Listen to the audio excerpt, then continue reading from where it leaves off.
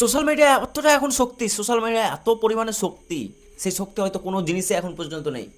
কারণ একটা বাচ্চা ছেলে হরিয়ারপাড়ার কিছুদিন আগে হারিয়ে গেছিলো, সেই ছেলেটাকে পাওয়া গেছে সোশ্যাল মিডিয়াতে, এসপি নিউজ থেকে, এসপি নিউজ বাংলা থেকে সোশ্যাল মিডিয়াতে পোস্টের দ্বারাতে সেই বাচ্চা ছেলেটাকে খুঁজে পেয়েছে। তাহলে এতটা শক্তি হয়তো যদি সোশ্যাল মিডিয়ায় হয়, তাহলে হয়তো আরও কিছু করতে পারবে।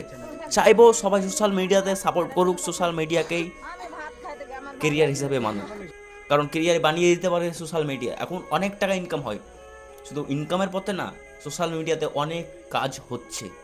একটা বাচ্চা, সে বাড়ি থেকে মাদ্রাসা যাচ্ছিল, সেই টাইমে তাকে গাড়িতে করে তুলে নিয়ে যায়।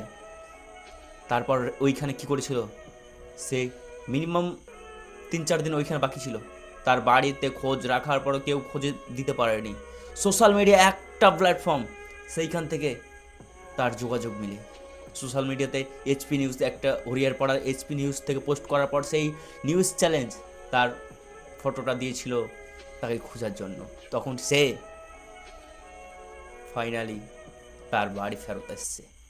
আমি ধন্যবাদ জানাই এইচপি নিউজকে, হরিয়ারপাড়ার নিউজ চ্যালেঞ্জকে, আর প্রত্যেকটা নিউজ চ্যানেলকে আমি ধন্যবাদ জানাই। এইরকম কাজ জানে সবাই সব রকম নিজের দায়িত্ব হিসাবে কাজ করে।